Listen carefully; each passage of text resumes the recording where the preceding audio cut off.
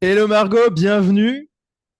Merci, bonjour Geoffrey, ça va bien? Ça va super bien et toi? Oui, ça va super, Il est merci. quelle heure à New York? Il est 9 heures et quelques minutes passées. 9 heures et ici il est 15 heures de l'après-midi. Donc on va se faire une petite session en appel transatlantique. Le Exactement. sujet du jour, Le sujet du l'anxiété, jour, oui, l'anxiété, la prise de parole en public, ouais. Le trac, le trac. Est-ce qu'on a d'autres mots pour parler de ça? on peut parler de nervosité, on peut parler de l'expérience un peu extraordinaire qui est de prendre la parole en public et pas simplement la parole, c'est-à-dire de se mettre face à un groupe ou à un public de manière générale. Donc aujourd'hui on va parler de ce qu'on ressent avant de prendre la parole devant un groupe, quel que soit le nom qu'on lui donne. On va parler de nos expériences, on va parler des gens qu'on aide à aborder ces expériences-là. Mhm, J'aimerais commencer par te poser une question mhm. personnelle.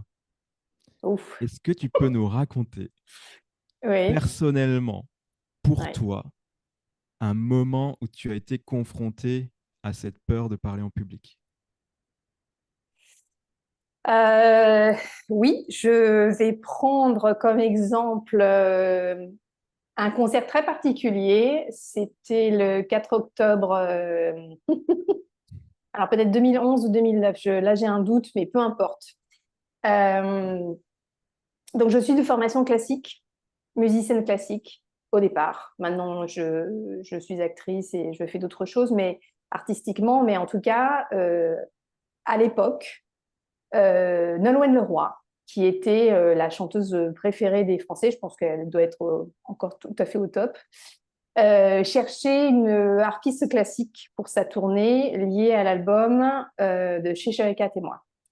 Alors j'essaie de la faire courte quand même parce que c'est, mais j'ai besoin quand même de donner un petit peu de contexte. Donc jusque là en fait, j'avais été une musicienne classique uniquement. Et ce que je devais jouer en concert ou partager, c'était du matériel, en tout cas des morceaux de musique qui étaient très complexes. Et surtout, à l'époque où elle m'a employée, j'en étais à un point où j'avais des parts de soliste en tant que classique. Donc, il faut voir le contexte que j'arrivais dans son groupe avec un bagage technique et musical assez fort, ou en tout cas très fort, par rapport à ce qu'elle me demandait, parce que la musique pop est en général beaucoup moins complexe. Donc j'ai été face à un paradoxe parce que en fait j'avais moins à jouer, j'avais joué des choses plus faciles, mais par contre la pression d'exposition était complètement nouvelle pour moi parce qu'il s'agissait de faire des plateaux radio en live, des plateaux télé, donc on parle de millions de téléspectateurs. Moi, j'avais jamais joué euh, devant des publics plus grands que peut-être allez, 1000, 2000 personnes maximum. Et encore, quand je jouais en tant que musicien classique devant de tels publics, c'était parce que je faisais partie d'un orchestre. Enfin, j'étais vraiment assez planquée, quoi.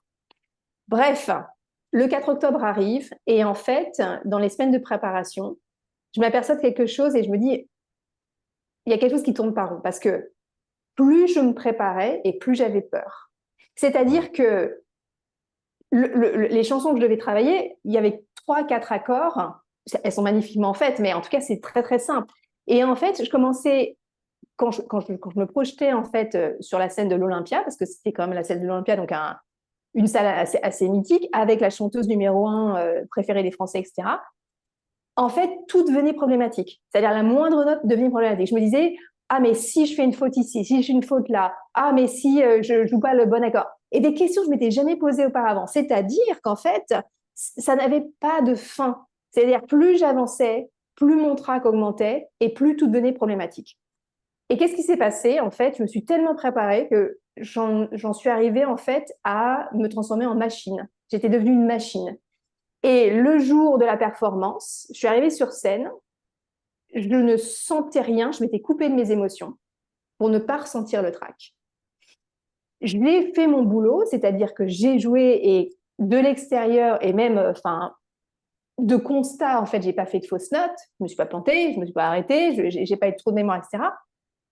Mais j'en étais arrivée à un personnage et comment dire, une performance tellement mécanique que moi, je ressentais rien. Et que je suis ressortie de scène en me disant, qu'est-ce que tu viens de faire? Quel est le rapport avec le fait d'être un artiste? En fait, j'ai eu une expérience, on va dire, en dehors de mon corps, en quelque sorte. Mais là, le souci, c'est que je me disais, tu devais normalement vivre une des expériences les plus heureuses de ta vie d'artiste, l'Olympia. En plus, Nolwenn m'avait permis d'apporter des petites compositions personnelles, des interludes musicales. Donc, en fait, des interludes de... Oui, c'est ça, une interlude, donc c'est bon. Donc, du coup, c'était une musique que j'avais composée. Alors, pas les chansons de Nolwenn, mais en tout cas, les interludes. Donc, je commençais le spectacle avec la musique que j'avais composée sur la scène de l'Olympia, au centre. Donc, tout était prévu pour que ce soit l'expérience la plus sublime jusque-là de ma vie d'artiste. Et je suis ressortie en me disant, si c'est ça ta vie d'artiste, à ce moment-là, il ne faut pas que tu sois artiste. Parce que tu es complètement à côté de la plaque. Tu n'as pas pris de plaisir à le faire. Et en ne prenant pas plaisir et en étant coupé de tes émotions, en fait, c'est le pire du syndrome de l'imposteur. Tu as été malhonnête avec le public. Tu n'as pas été artiste. Tu n'as pas été présente. Et là, tu vois, c'était pas un échec dans le sens où j'ai pas foiré ma prestation, mais je me suis vraiment dit, là, ma cocotte, tu as vraiment un problème. Et tu as vraiment à régler cette histoire de couper tes émotions et de ce trac parce que tu es en train de foutre ta carrière en l'air. C'est tout ce que tu es en train de faire. Voilà l'expérience la plus traumatisante. Waouh! Alors ça, c'est une histoire extraordinaire. C'était assez fort. Et toi, de ton côté, quelle est l'expérience la plus symptomatique c'est pas extraordinaire, mais l'expérience où tu as ressenti le trac ou la nervosité à son maximum. À son maximum. Ok. Ok, bah je vais raconter une autre histoire alors que celle que j'avais que j'avais prévue. Parce Ok. que tu m'as dit au maximum et celle que j'avais en tête, c'était pas le maximum. C'était une expérience marquante, mais je vais te parler du maximum. Où Uh-huh. j'ai eu le maximum de peur, d'anxiété, où vraiment la sensation, elle était complètement intolérable et que j'ai failli mourir d'ailleurs. Enfin, pas mourir en vrai, mais où psychologiquement, c'était un peu ce qui s'est passé. C'était pas du tout un moment high stake comme toi, Margot. Mhm. Alors, pas du tout. C'était pas l'Olympia. Mhm. D'ailleurs, c'était même pas une scène.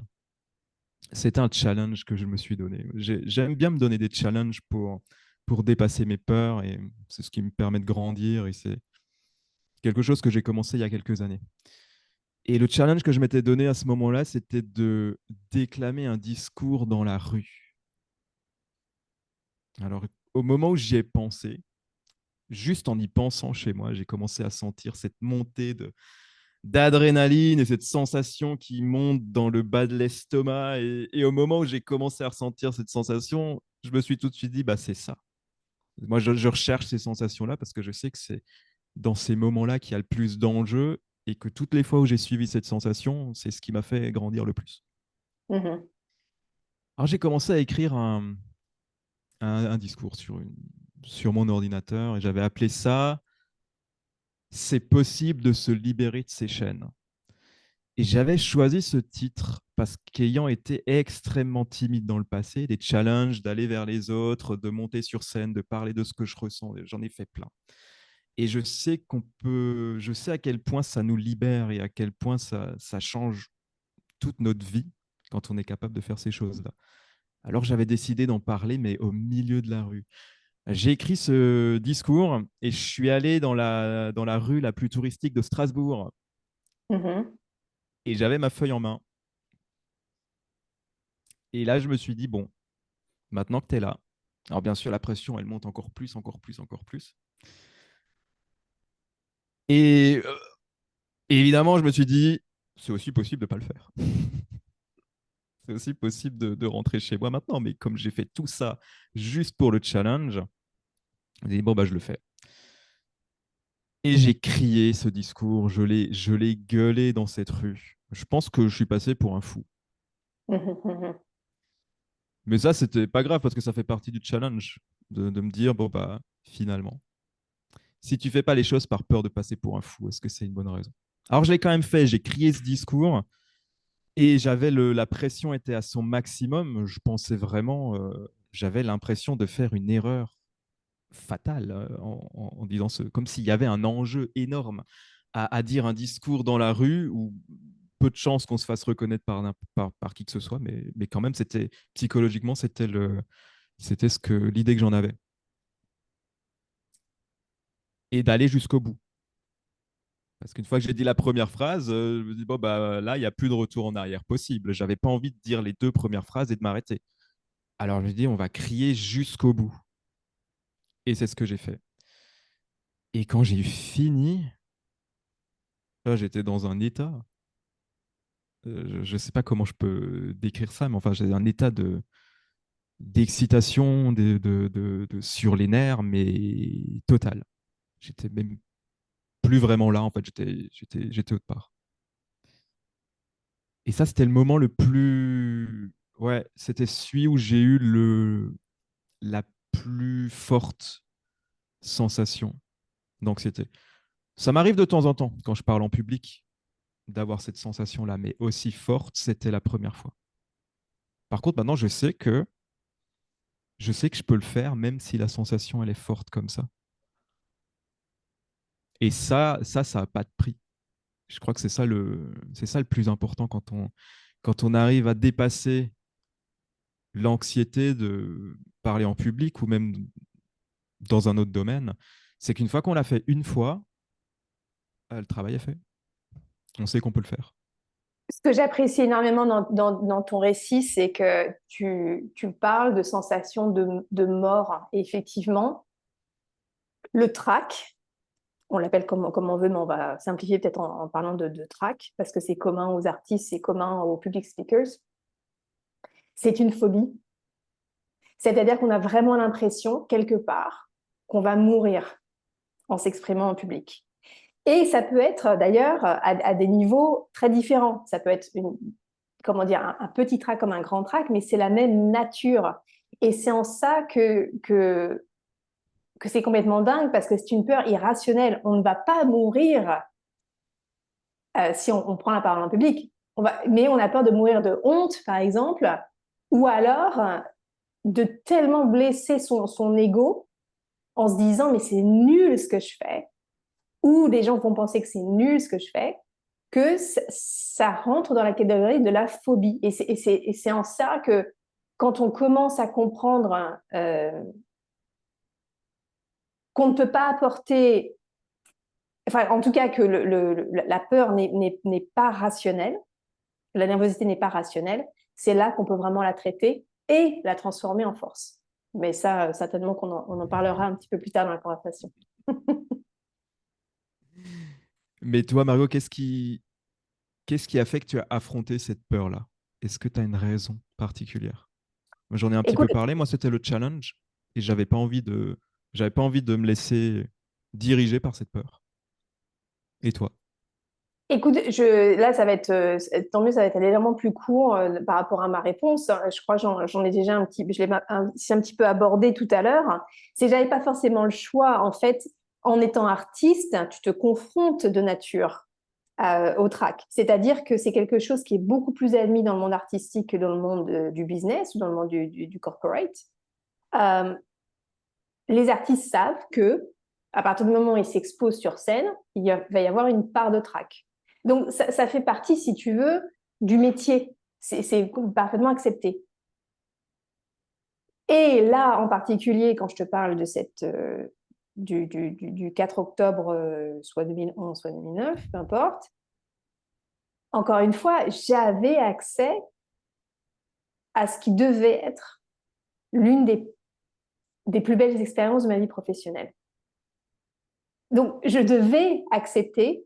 De toute façon, j'avais plus le choix. En plus, j'avais été engagée. J'allais pas devant une des opportunités professionnelles les plus importantes de ma vie. Ça n'avait absolument aucun sens. Enfin, le fait de refuser cette expérience-là, enfin, je ne sais pas comment le décrire, mais il n'y avait pas la place pour ça presque. Mhm. Ça venait pas de l'extérieur, c'était pas une pression extérieure de tu dois le faire. C'est que simplement c'était ridicule de ne pas le faire. C'est-à-dire que c'était vraiment dans ma progression professionnelle une des plus belles portes, c'est une porte dorée qui s'ouvrait à moi. Donc, si tu veux, si j'étais au CAL, je me disais, mais il n'y a aucune raison que je refuse cette expérience-là. Par contre, dès que je commençais à ressentir l'anxiété, c'était, mais non, c'est pas que je ne veux pas y aller, c'est que je ne peux pas y aller. Il y avait un sentiment de, je vais me planter, je vais me planter. Il y avait cette petite phrase-là, je ne savais pas à l'époque, parce que je ne m'écoutais pas à l'époque, mais il y avait cette petite phrase-là. Donc, pourquoi j'ai voulu y aller? Tout simplement parce que être artiste, c'est ce qui me rend la plus heureuse au monde. Et plus que ça, on parle de bonheur, parce que le bonheur, c'est très relatif. C'est ce qui fait c'est ce qui me rend la plus vivante. C'est-à-dire, si je vais encore un peu plus loin,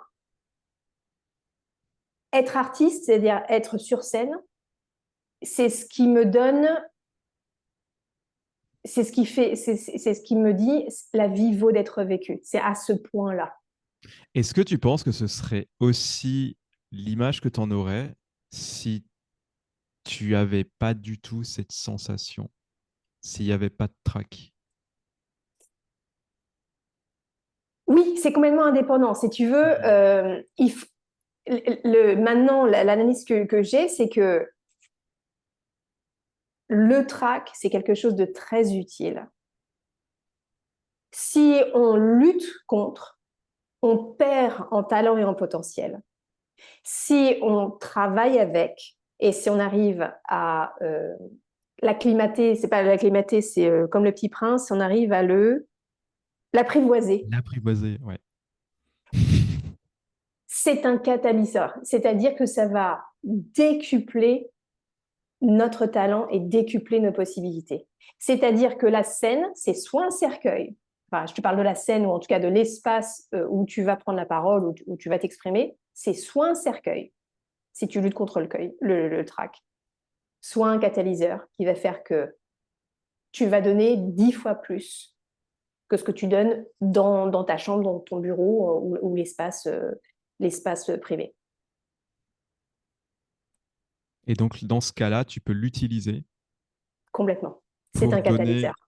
donner davantage, pour avoir une performance qui est encore plus incroyable que ce que tu aurais fait en temps normal. Exactement, dans ta chambre, dans le cadre, par exemple, tu vois, d'un Zoom ou quoi que ce soit. La Mm. scène est un catalyseur. Moi, je te rejoins Peut, complètement là-dessus. peut être un catalyseur à partir du moment où on apprivoise le trac. Mm. Selon la manière dont tu le vois. Si tu penses que c'est un ennemi, Oui. ah bah, ça va être compliqué parce qu'il va se falloir battre contre lui. Et forte chance, c'est que une fois que tu es sur scène, tu pourras pas faire grand-chose parce que tu passeras ton temps à te battre et tu vas lutter. Oui, Ou alors complètement. tu Alors, vois ça comme un ami. le mot cercueil, c'est peut-être un petit peu fort, mais en tout cas, imagine que tu as une trappe et si le trac te bouffe, on ouvre la trappe et tu disparais.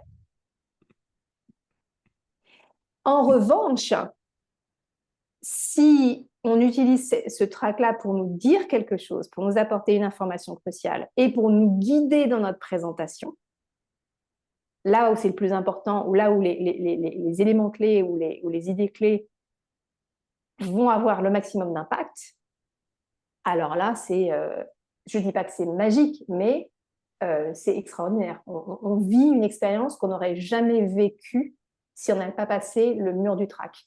On parle du mur du son, mais c'est le mur du track. J'en profite pour donner une image. Il y a quelques années de ça, j'étais à une exposition le sujet, c'était la peur. Et j'y Mhm. suis allé par curiosité. Et j'ai vu la même image. Il y a eu plusieurs artistes qui ont représenté à peu près la même image, mais avec un style différent. Mhm. C'était un personnage à genoux, entouré de nuages noirs, la peur. Mhm. Parfois qui pleurait, parfois qui criait, parfois qui était tourmenté. Devant lui, une porte, un petit escalier avec une porte. Et ça, c'est la porte de qu'est-ce qui se passe si j'avance vers cette peur, Mhm. que de rester là où je suis à être tourmenté. Mhm. Et derrière la porte, bien évidemment, qu'est-ce qu'on retrouve? Des fleurs, des oiseaux, des arcs-en-ciel, le monde magique Mhm. qu'il y aurait Mhm. derrière Mhm. la peur. Et ça m'a beaucoup parlé. Mhm. Personnellement, c'est ce que j'ai trouvé derrière toutes les peurs que j'ai affrontées, derrière Mhm. toutes les angoisses, derrière toutes ces sensations avant de faire quelque chose Mhm. Mhm. c'est là où il y a du sens. Là, il y a du sens et là où notre réalisation se trouve aussi. C'est-à-dire que si on ne passe pas ce mur de la peur, on n'accède pas à certaines expériences. C'est tout. Et aussi, moi, ce que j'ai appris avec ce track-là, parce que à partir du moment où effectivement je me suis mis un ultimatum en disant ma cocotte, tu ne continues pas à être artiste, tu ne te prétends pas artiste tant que tu n'as pas réglé cette histoire de track. Parce que c'est ridicule. En fait, tu amènes un robot sur scène, mais c'est pas le robot que tu as envie d'emmener, c'est l'artiste. En fait, le track m'a amené à réfléchir et à analyser point par point et à me rapprocher de l'intelligence émotionnelle. C'est-à-dire, on nous apprend dans la société, ou en tout cas dans les générations d'avant, qu'il y a des émotions positives et des émotions négatives. Et avec l'intelligence émotionnelle, qui commence à se développer maintenant, qui commence à être un sujet d'intérêt, on s'aperçoit que les émotions dites négatives sont en fait porteuses de messages. Notamment la tristesse, elle nous apprend que nous sommes en train de passer par un deuil. Et c'est une étape du deuil. C'est-à-dire, quand on a une tristesse, ça veut dire, ah, il y a quelque chose qui se termine. Et tant qu'il n'y a pas acceptation que cette chose-là, ce chapitre-là est terminé, on va rester dans cette tristesse-là. Alors, je ne te dis pas non plus que c'est magique au point de se dire, ah bah voilà, j'ai mis les mots dessus, donc sur ma tristesse, voilà ce qui se termine dans ma vie, la tristesse va d'Espérade, mais en tout cas, elle va passer comme une vague beaucoup plus facilement.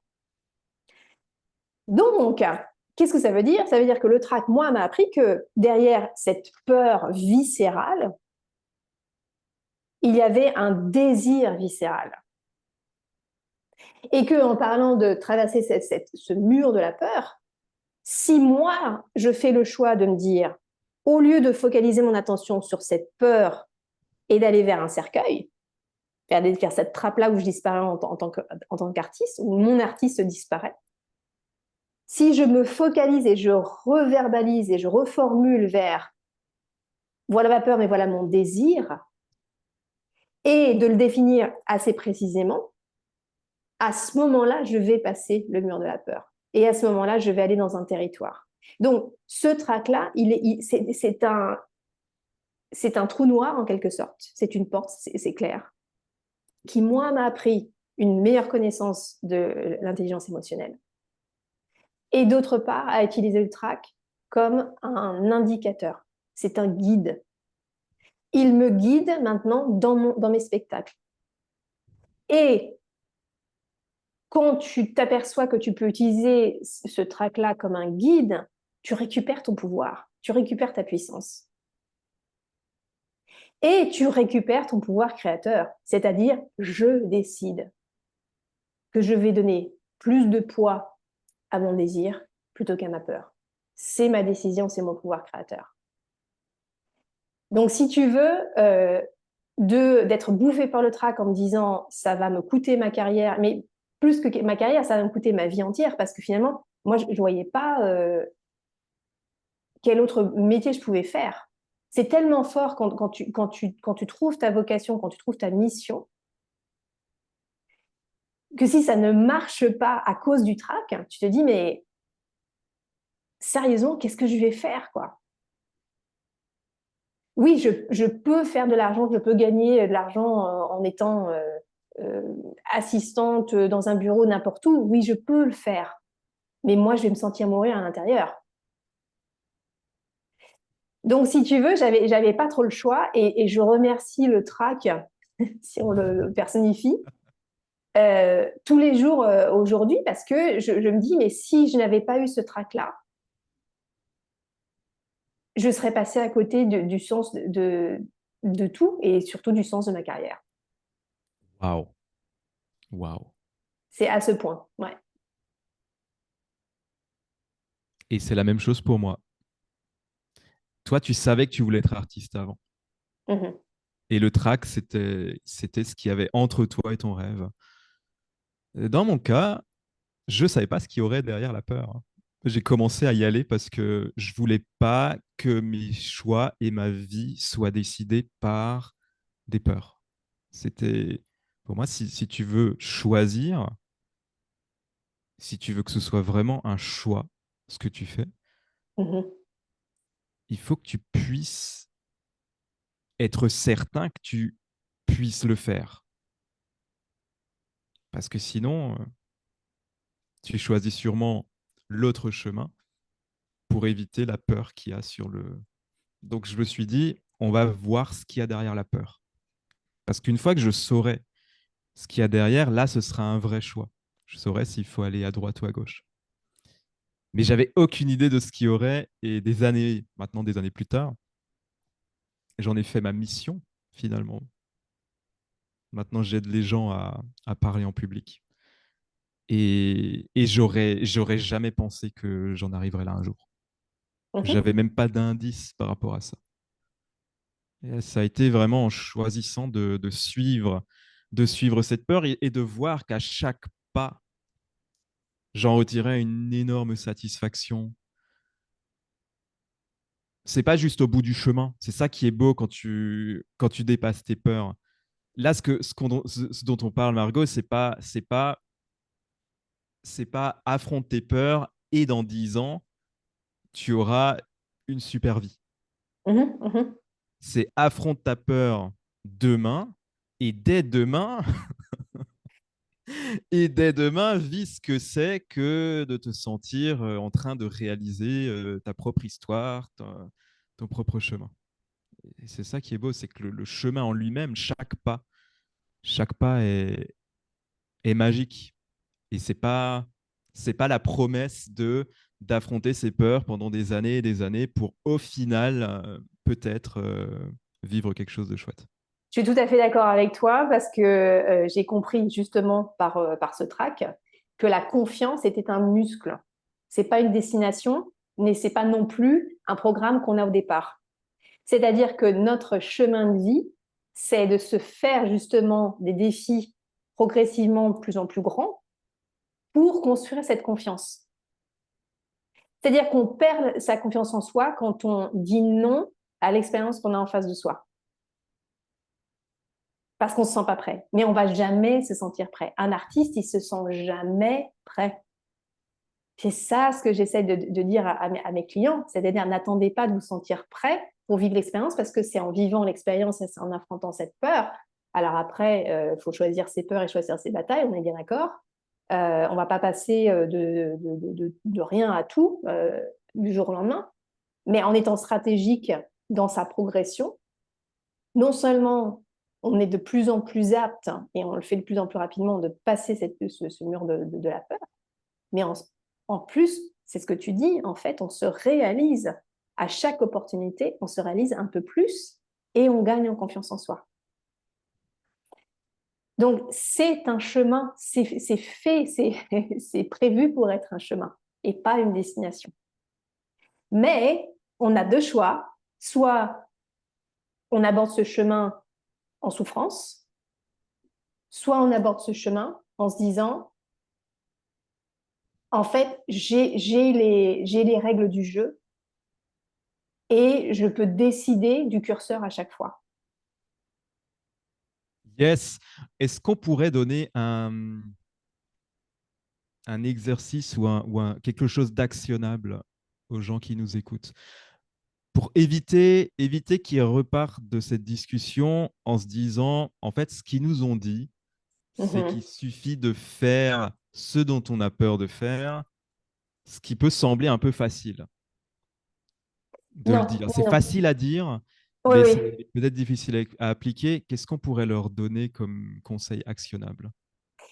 Écoute, je vais prendre un exemple de ce que j'ai fait avec des étudiants à Barnard College récemment. J'ai eu l'immense opportunité, enfin, j'ai été très, très chanceuse qu'on m'ait invitée en tant qu'intervenante pour le collège, le programme d'été. Et j'avais en face de moi des adolescents. Je pense qu'ils avaient 16 ou 17 ans, donc en pré-collège, ils étaient un peu plus, 18 ans, peu importe, en tout cas. Et ce groupe-là devait préparer un pitch deck, c'est-à-dire une présentation de leur startup.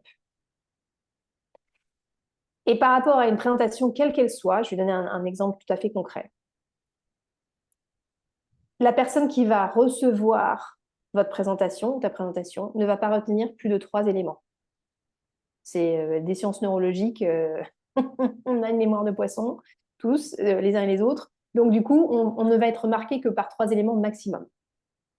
Donc par rapport à chaque présentation, ce que j'invite mes clients à faire, c'est de se poser la question, qu'est-ce qui me motive, qu'est-ce qui me convainc moi-même en tant que présentateur dans ma présentation? Quelles sont les 3 idées phares?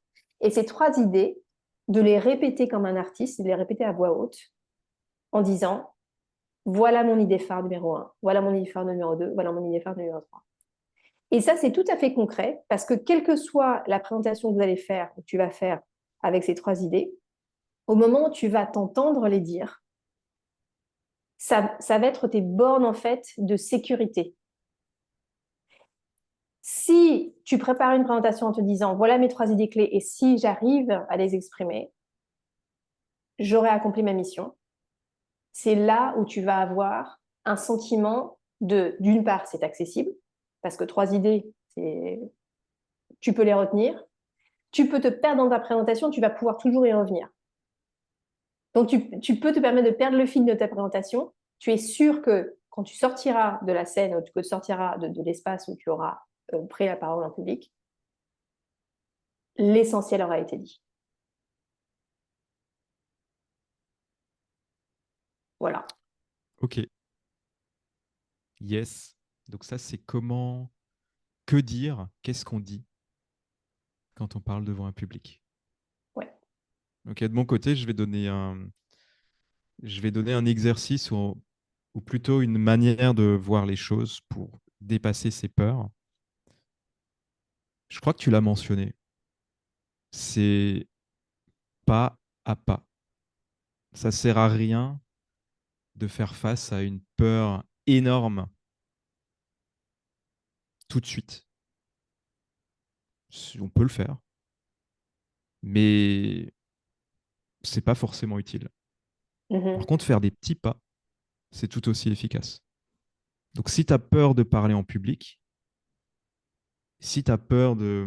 Va pas commencer à préparer une présentation devant 1000 personnes. Tu Clairement. peux déjà chercher un endroit où tu peux parler devant 5, 6, 7, 8, 9, 10 personnes en petit comité.